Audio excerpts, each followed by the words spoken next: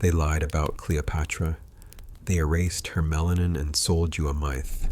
You've been watching Hollywood pharaohs with powdered faces and euro noses so long, you started doubting your own reflection.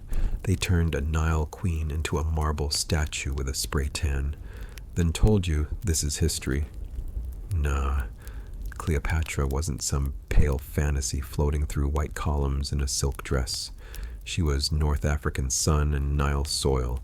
She was coal-lined eyes over brown skin that carried the heat of the continent. She was a black woman sitting on a golden throne at the crossroads of empire. And they've been running from that picture for centuries. Ask yourself, if Cleopatra didn't look like you, why did they spend so much money, so many movies, so many textbooks trying to scrub the Africa off her face? Some of you only met her through Elizabeth Taylor's blue eyes, through school posters where Egypt looked like Middle East light and not the crown of Africa. They stretched maps, rewrote borders, and photoshopped the past in your mind. But bones don't lie. Ancient coins don't lie. Old carvings don't lie. It's the storytellers who do. See? Europe didn't just rewrite Cleopatra. They rewrote the mirror. They took an African queen, dipped her in marble dust, straightened her nose, thinned her lips, washed her melanin in cold white paint, then said, "Behold, the real Cleopatra." Nah, we behold lies for what they are, because here's the game. In Europe's version, Africa is always the background, never the face. Our land is the stage, but somehow the main characters keep getting lighter, straighter, more Mediterranean, less Nubian, less Nile, less you.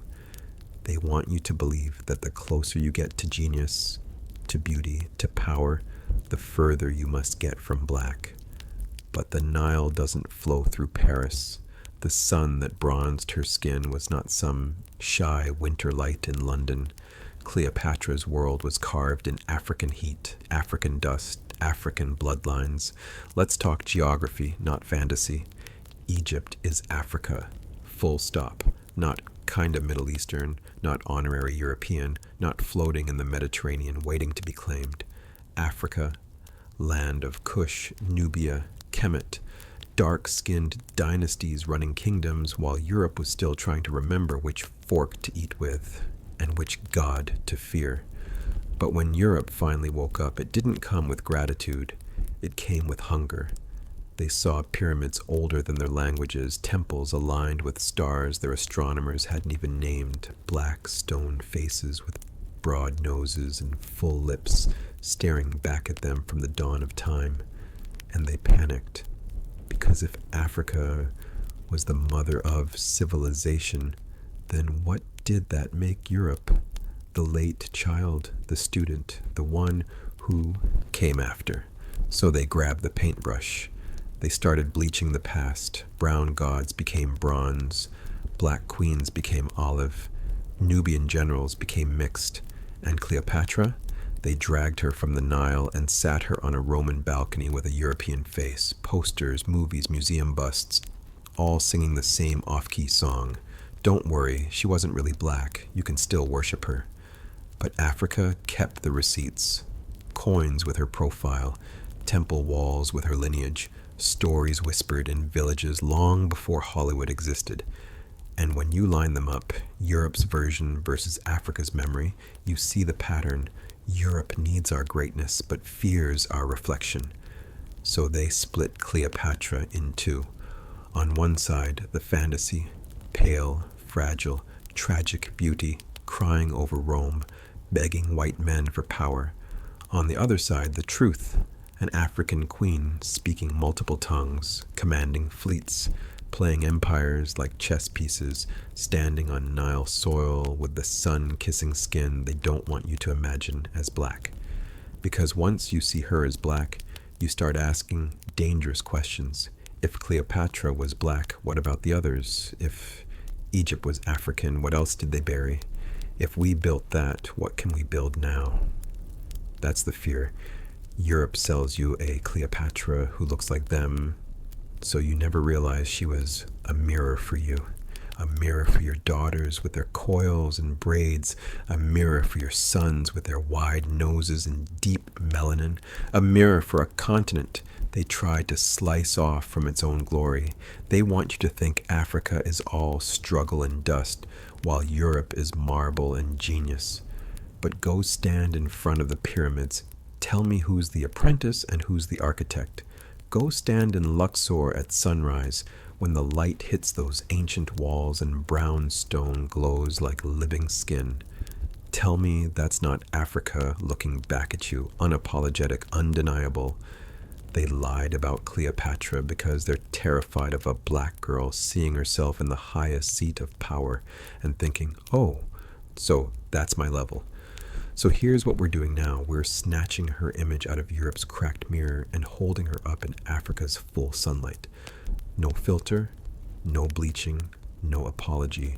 Cleopatra wasn't some lost European princess on holiday in Africa. She was Africa in royal form, crowned by the Nile, guarded by Nubia, rooted in a continent they've been trying to downplay since the first ship set sail. Let's walk this slow, because they've been running game on you at high speed. First, understand the hustle. Europe sells you Cleopatra like some pale, soft-focused fantasy. Light skin, light eyes, washed in marble and museum lighting. Accent. From London. Wig. From Hollywood. Africa? Africa remembers a different woman.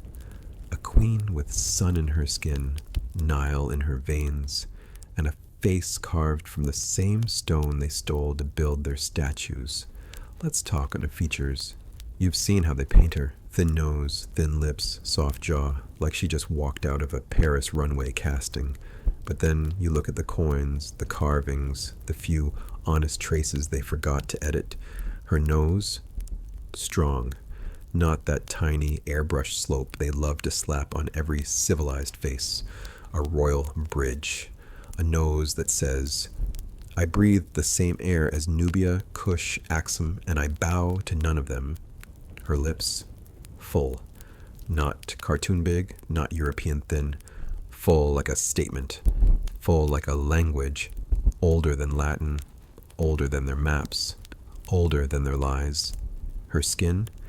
You don't rule Egypt, marry into Africa's power lines, stand under that ancient sun, and come out looking like winter. This is North Africa, not Norway. This is the Nile Valley, not a snow globe. They'll tell you her family was Greek, so she couldn't be black. But that's how you know they don't understand Africa or themselves. First of all, Greek, back then, didn't look like the filtered Europe they push on your screen today. Mediterranean, sun-touched, brown in the summer, brown in the winter, neighbors to Africa, trading, mixing, learning math and magic from darker teachers. Second, Egypt wasn't some empty Airbnb the Greeks just checked into. It was Africa's kingdom, long before any Ptolemy learned how to spell Pharaoh. You don't sit on a throne in Kemet surrounded by black priests, black soldiers, black scribes, black queens before you, and somehow stay untouched by the blood, by the culture, by the people. You think every servant, every bodyguard, every concubine, every alliance was imported from Europe? Stop it. Africa doesn't host guests. Africa absorbs them, blends them, rewrites them. So when they say she was Macedonian Greek, understand the trick. They're using a family name to erase a continent's influence. They won't tell you about the African women in that palace, the African wet nurses, the African wives and side wives, the African generals who rose from soldier to noble. They won't tell you that bloodlines in royal courts weren't clean and simple like their schoolbook charts. They were messy, political, strategic, and very, very local. Africa local. Now, zoom out. Look at the moose and the pattern. They gave you a whitewashed Jesus from a land of brown faces. They turned North Africa into some Middle East halfway house, like Africa didn't claim her first. They painted Moors out of Europe, erased black saints from stained glass and lightened every hero the closer they got to power. So of course Cleopatra had to be upgraded to fit the European fantasy package. Because if Cleopatra is black, if Egypt is Africa, if that throne is African, then the whole world has to admit where the first crowns came from. They know what it means if black woman is the face of ancient intelligence, strategy, beauty, and empire. They know what it does to a black girl's reflection when she sees herself not as a side character, but as the main chapter.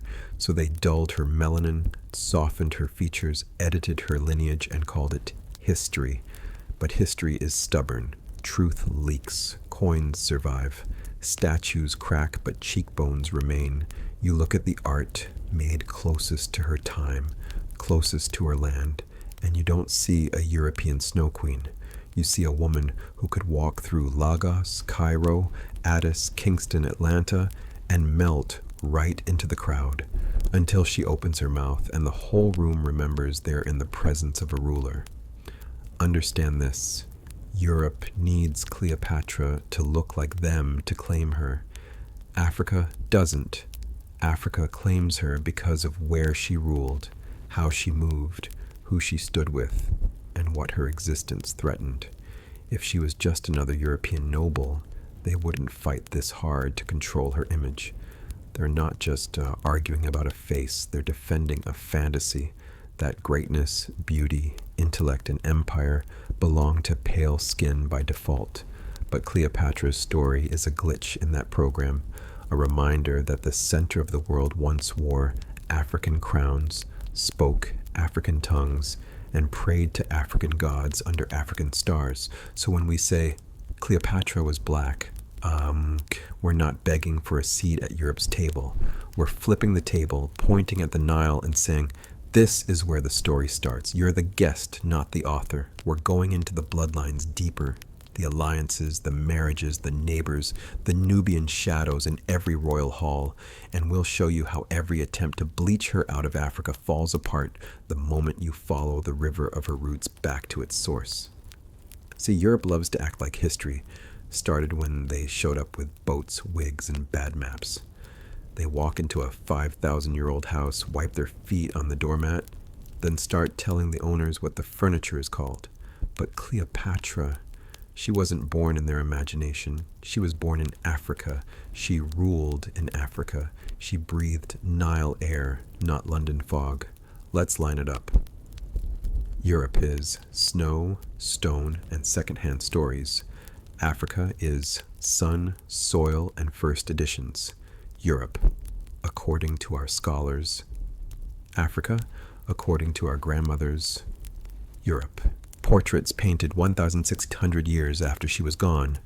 Africa, temples, coins, inscriptions from when she was still walking the earth. Europe, marble statues with chipped noses and pale imagination. Africa, bronze skin under desert light, coal-lined eyes sharp as lion teeth, hair wrapped, braided, perfumed, like a woman who understood both war and worship. They tell you, she was Greek, as if that erases the land she ruled, the people she led, the blood she mixed with. Listen close. Ptolemaic bloodlines weren't some clean little European family tree. They were a tangle, alliances, cousin marriages, local wives, concubines from Kush, Nubian guards, Egyptian priestesses whispering prayers in her palace halls. You think all those children came out looking like marble statues. Please follow the politics, not the propaganda. Every king needs the people. Every throne needs the land. You don't rule Kemet for generations without Kemet slipping into your veins. By Cleopatra's time, that dynasty had marinated in African sun for almost 300 years. 300 years. That's not a vacation. That's a transformation.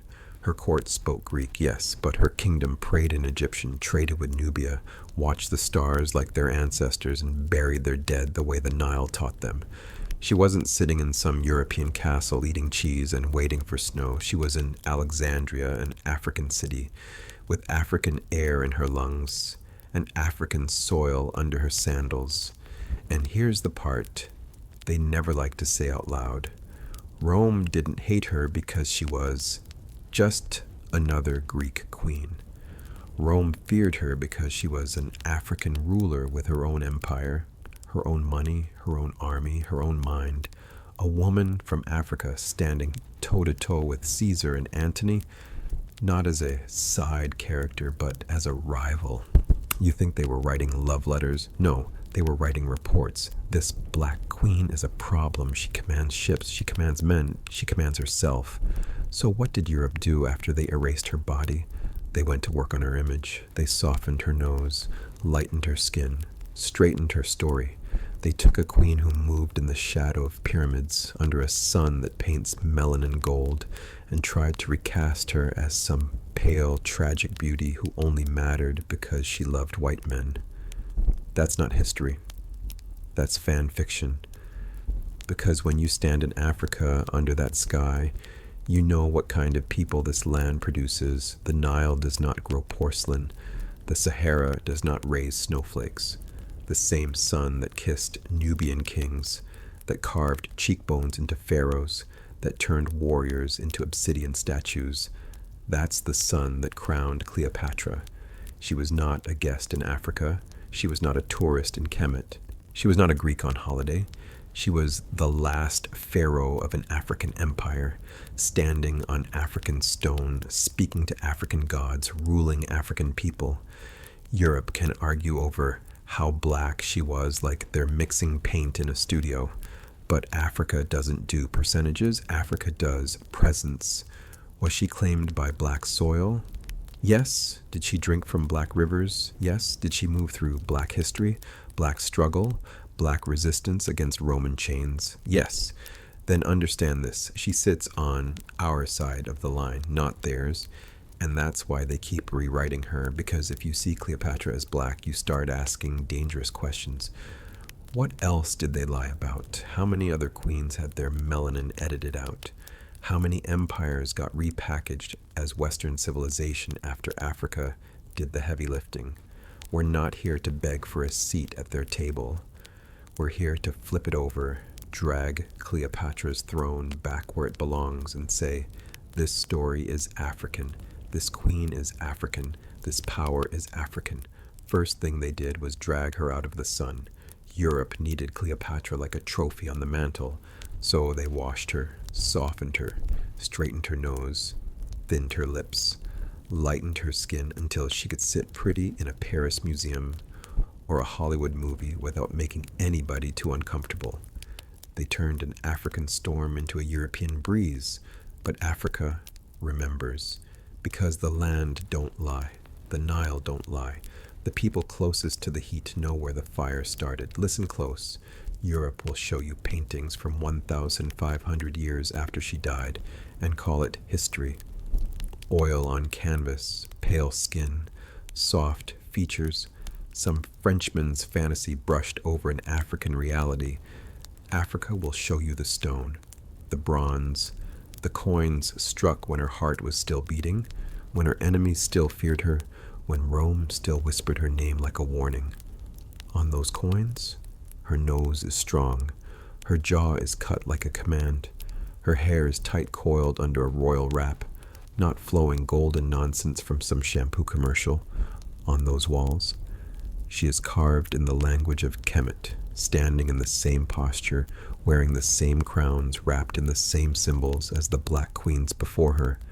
But Europe said, no, no, no. She was Mediterranean. She was Hellenistic. She was complicated.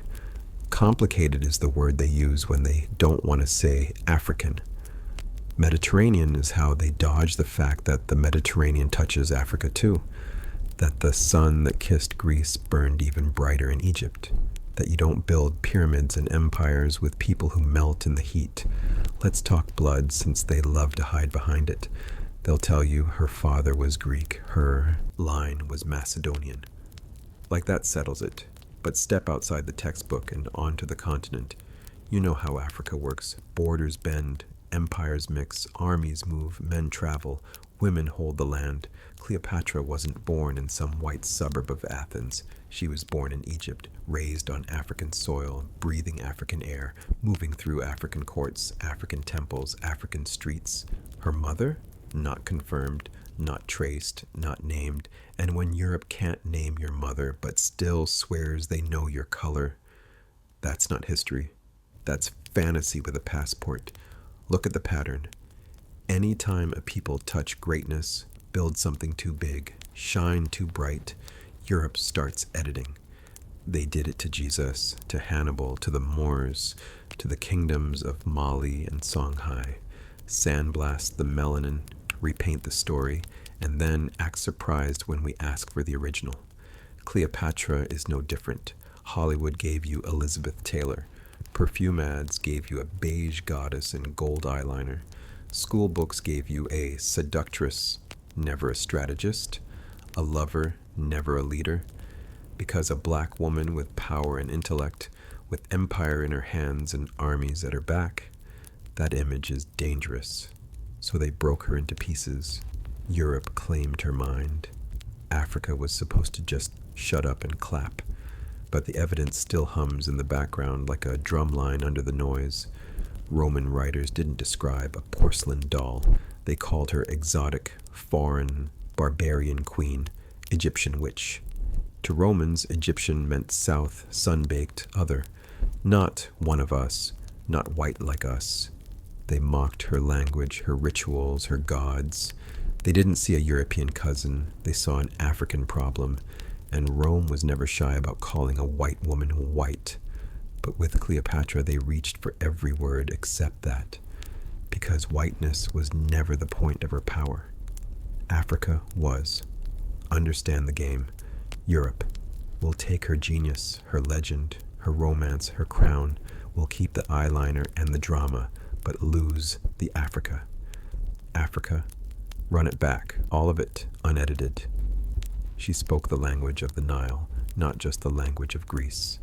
She worshipped African gods in African temples, ruled African land, commanded African soldiers, and moved through a world where black skin was not a footnote, it was the foundation. So when we say Cleopatra was black, we're not playing skin tone Olympics. We're putting her back in the family photo they tried to crop her out of. We're saying this story, this throne, this brilliance belongs to the continent they keep trying to write out of its own script. They want Cleopatra floating in some colorless cloud called Middle Eastern, Eurasian, ambiguous, anything but African. Anything but black. Because once you admit that one of the most famous women in human history was a black African queen, you have to start asking, who else did they repaint? Who else did they bury under marble and myth? Hold that thought, because next we're lining up the receipts, the coins, the statues, the faces carved in stone, and we're putting them side by side with the lies you were fed. Europe's Cleopatra versus Africa's Cleopatra. And when you see them face to face, you'll know exactly who they were trying to erase. Europe painted her with powdered skin, thin nose, washed out bronze that never met a real Egyptian sun. Africa remembers her with skin kissed by Nile light, features carved from the same stone as the Sphinx, hips that spoke their own language, eyes that didn't blink in front of empire. Europe's Cleopatra is a costume, a Halloween mask with a studio budget, silk curtains, fake gold, and an accent that never heard a temple drum. Africa's Cleopatra is a bloodline, a living echo of Nubian queens, Kushite mothers, women who wore crowns before Europe knew what a kingdom was. Europe gave you Cleopatra, the seductress, Cleopatra, the temptress, Cleopatra, the exotic other, built for their fantasies, their gaze, their movies. Africa knows Cleopatra, the strategist, Cleopatra, the linguist, Cleopatra, the ruler, who spoke to soldiers and scholars, who moved armies and economies with the same breath.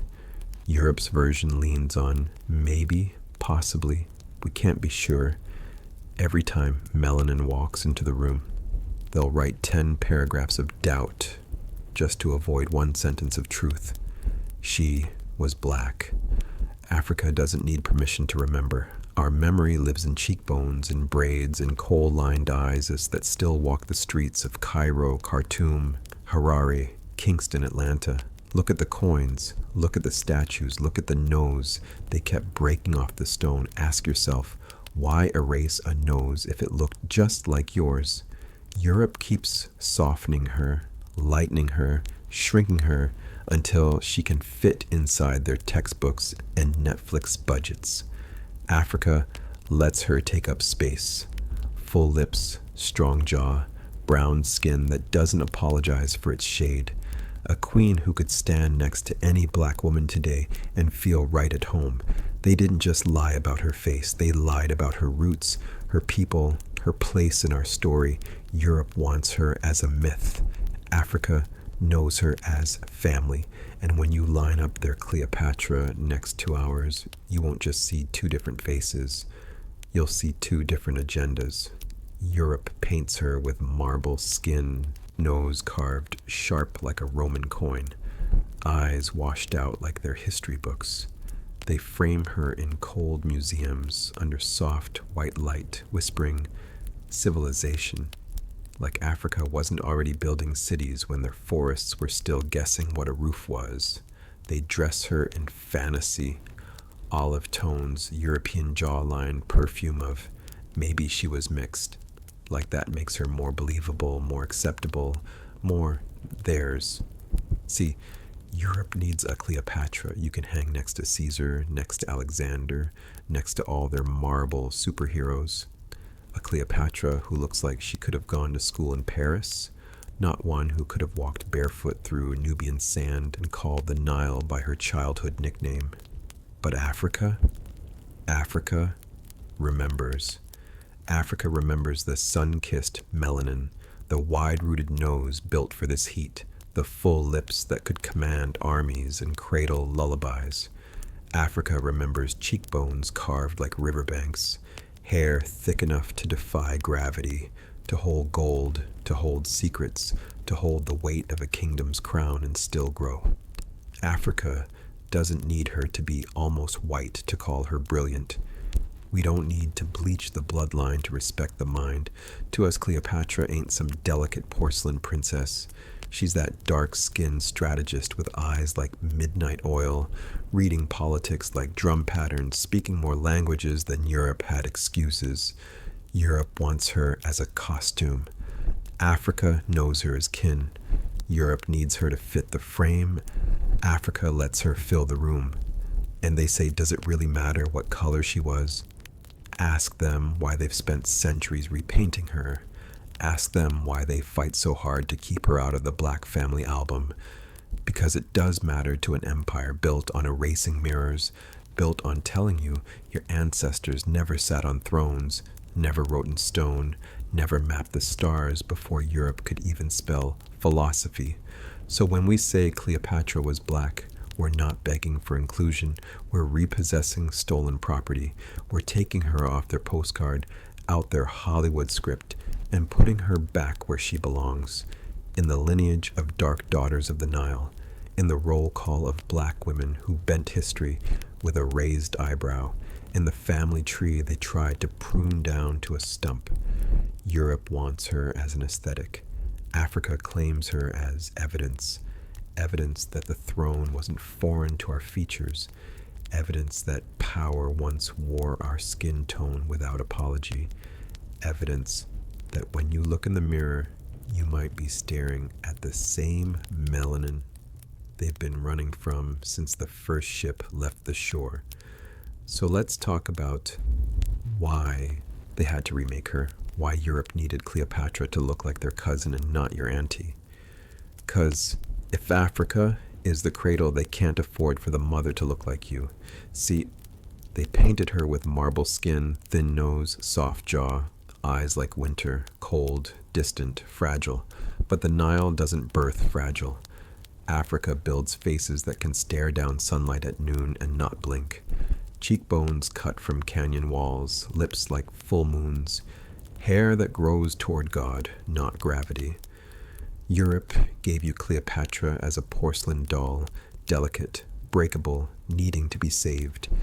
Africa knew her as a storm in silk, copper brown, deep brown, midnight brown, skin seasoned by the same sun that raised pyramids, like exclamation points against the sky. They needed her to look like them so empire could sleep at night. Because if the world ever swallowed the truth that one of the most powerful women to walk this earth wore a face that could be mistaken for yours, then every little black girl with braids and beads becomes a threat to the story. Europe sells history like luxury perfume, bottled, bleached, overpriced, and watered down. Africa is the original scent, uncut, unbothered, unapologetic. Europe gave you marble statues and oil paintings of Cleopatra, with skin like candle wax and hair like autumn straw. But go look at the coins, the busts, the profiles carved when her name still echoed in the streets. Broad nose, full lips, coils and curls tucked under crowns, not pressed into submission. That's not accident. That's geography. That's genetics. That's Nile Valley math.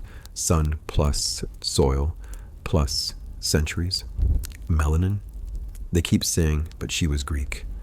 Like the Mediterranean ain't a bridge between continents. Like Africa didn't raise empires while Europe was still trying to figure out how to bathe regularly.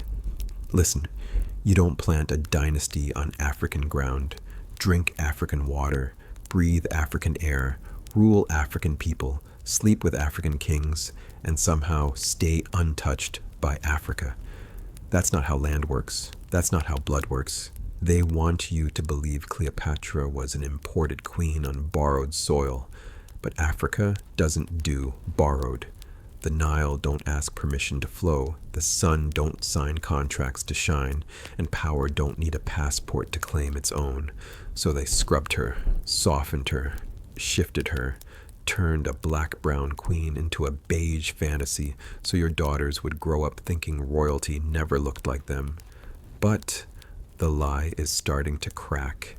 Every time a black girl wraps her head in gold cloth and walks like the floor is blessed to feel her feet, a statue somewhere in Europe gets nervous. Every time a black boy learns that Cleopatra might have shared his shade, his nose, his mother's laugh, a textbook somewhere starts to sweat. Because the truth is simple. Europe needed Cleopatra for their paintings. Africa birthed Cleopatra for the world. And the world is starting to remember. Europe painted Cleopatra like a fantasy. Soft features, loose curls, skin kissed by the sun but never claimed by it. They turned a Nile daughter into a Mediterranean maybe, a blur, a question mark. Could be white, could be tan. Let's not upset the balance. Kind of all lie, but Africa never stuttered when she spoke of her children. See, Europe needed Cleopatra to look like them so they could rewrite the mirror, hang her in gold frames, whisper, she was one of ours. Use her crown to polish their ego. Africa doesn't need that. Africa doesn't beg for reflection. Africa is the reflection. The original lens, the first camera that ever caught the sun on skin. Let's talk facts wrapped in rhythm. The Nile doesn't birth pale empires. That river is cocoa, bronze, obsidian memory. That soil is melanin's favorite drum. The Ptolemies, Greek on paper, but paper burns. Blood remembers. And that blood ran through a land where even the gods were carved with wide noses, full lips, locks like rivers, skin like midnight with a sunrise glow. You think a whole African dynasty sitting on African sand, breathing African air, drinking African water, praying to African gods, just forgot to be African? Come on. Europe needed her light, but not her lineage. So they dimmed her, washed her in marble, filed down her nose, thinned out her lips, lightened her shade until she could sit quietly in their museums and not wake the sleeping truth. But Africa remembers differently. In our bones, Cleopatra is not a rumor. She's an echo. A face we've seen in aunties at the market, in girls at the river, in queens with head wraps and side eyes sharp enough to slice through empire. Europe shows you paintings. Africa shows you people. Europe says, she could have looked like this. Africa says, she still does. Look at Sudan, look at Ethiopia, look at the women of Nubia with crowns in their cheekbones, pharaohs in their posture. You've walked past Cleopatra 1,000 times on dusty streets and city buses, on braiding stools and church pews, and never knew her name because they buried it under white marble myths. And they tell you, race didn't matter back then. Translation: we don't want to admit how black the past really was. Because if Cleopatra was black, if Egypt was African, if the Nile was a black highway of genius, then the whole story shifts. Then black isn't a footnote. Black is the first chapter. Black is the blueprint. Black is the architect, not the afterthought. So they blurred her, softened her, turned a black queen into a beige question. But the sun is a snitch, and history, no matter how long it's buried, starts to sweat through the lies. Cleopatra was not some pale, fragile daydream floating over the desert. She was carved from the same darkness that births stars. Her skin carried the Nile's reflection.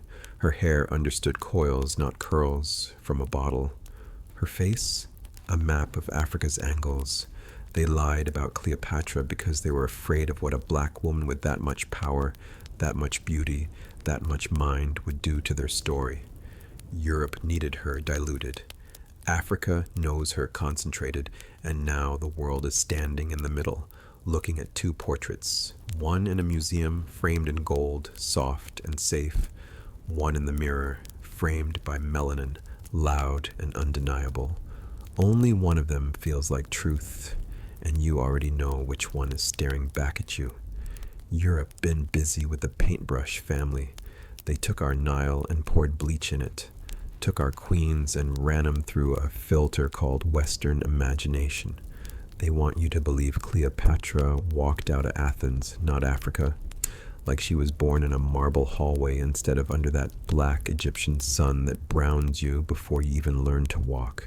See, Europe loves to remix. They see gold, they call it theirs. They see genius, they call it Western thought. They see a black woman running empires, and suddenly their memory gets foggy.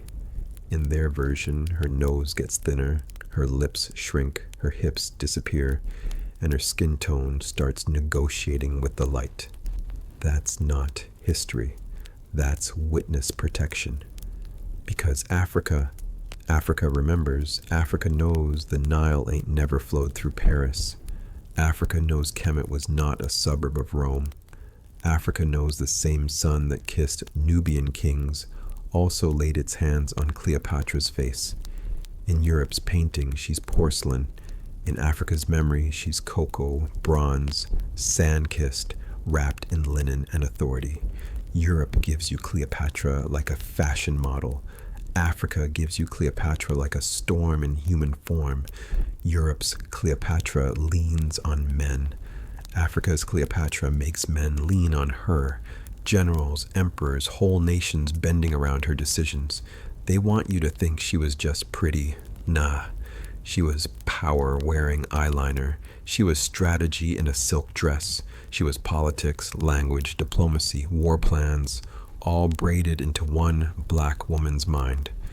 But when a black woman stands too tall in the story, Europe reaches for the eraser.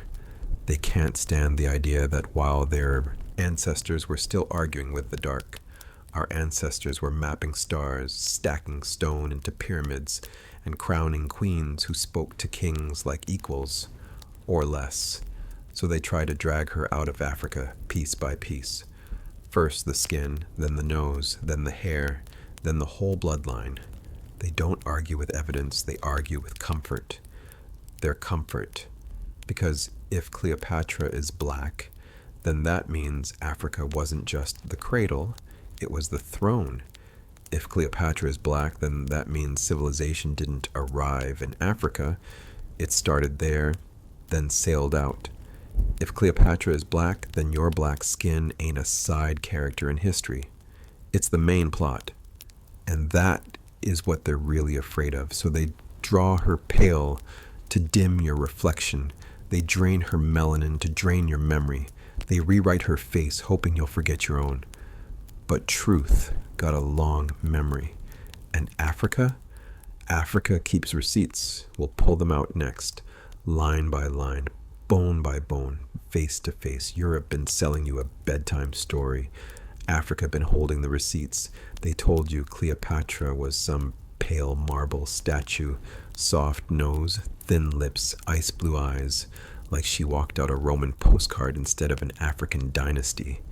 They dressed her in their reflection because they can't stand the idea that power, beauty, and genius once wore melanin like midnight silk. Listen, Egypt ain't floating in the Atlantic. It's stitched to the continent like a crown on a queen's head. North Africa is still Africa.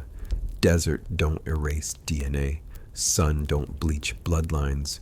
But Europe got busy with that eraser.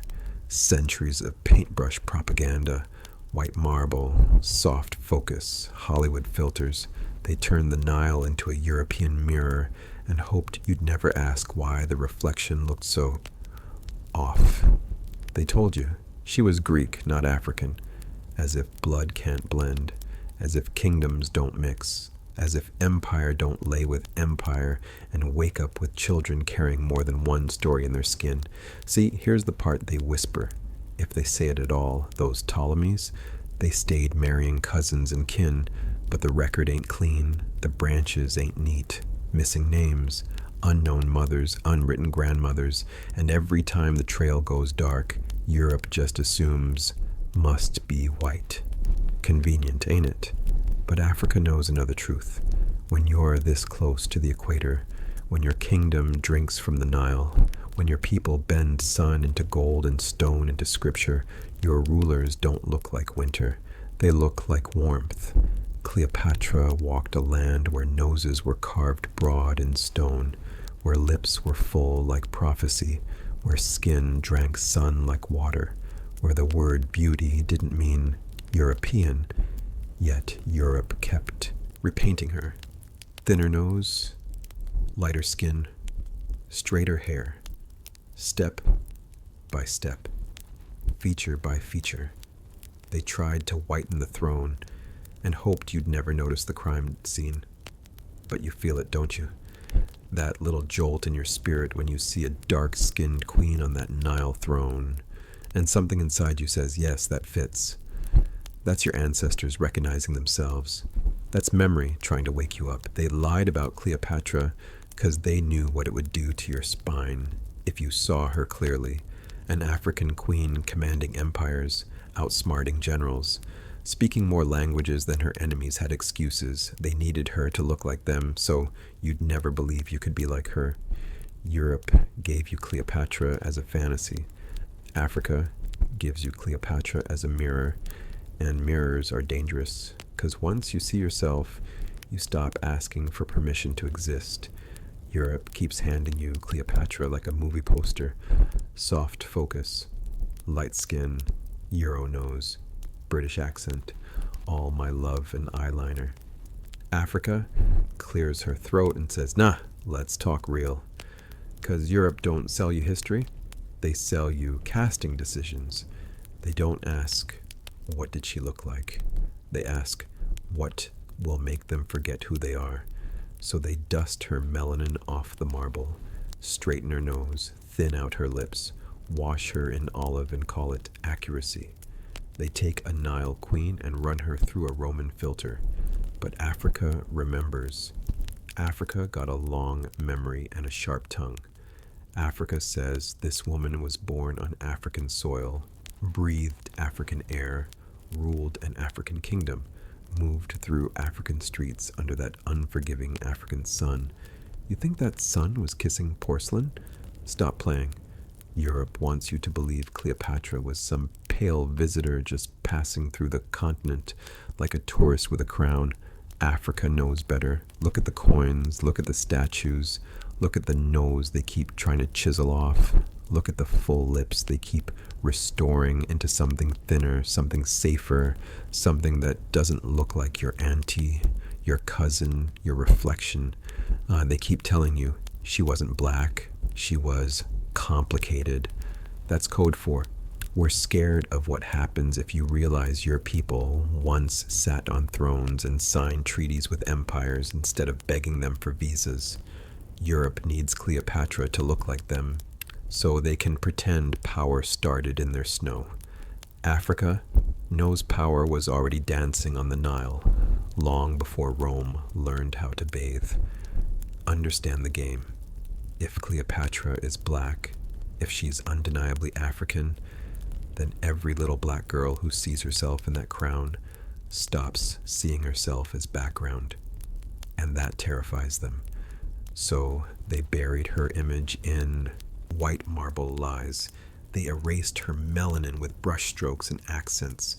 They turned her into a costume, a Halloween outfit, a fantasy for their gaze. But Africa don't need costumes. Africa got receipts. Africa says she looked like somebody's rich, brown-skinned cousin who walks into a room and the air gets nervous. She looked like cheekbones carved by ancestors who don't know how to miss. She looked like locusts would change direction when she raised an eyebrow. Not a damsel, a decision. Europe dressed her as a love story. Africa remembers her as a strategist. Europe zoomed in on her romances. Africa zooms in on her rulership. Europe, she seduced powerful men. Africa, powerful men begged audience with her. You feel the difference?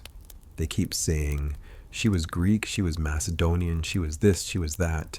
Like Africa is just a backdrop, not the main stage.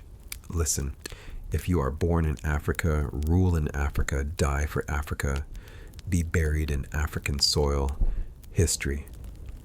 Don't get to erase Africa from your face just 'cause Europe caught feelings later. They're not arguing about her features, they're arguing about your permission to see yourself as royalty. Europe gave you Cleopatra as a myth. Africa gives you Cleopatra as a memory. A black woman in a black land with black power, making white empires nervous.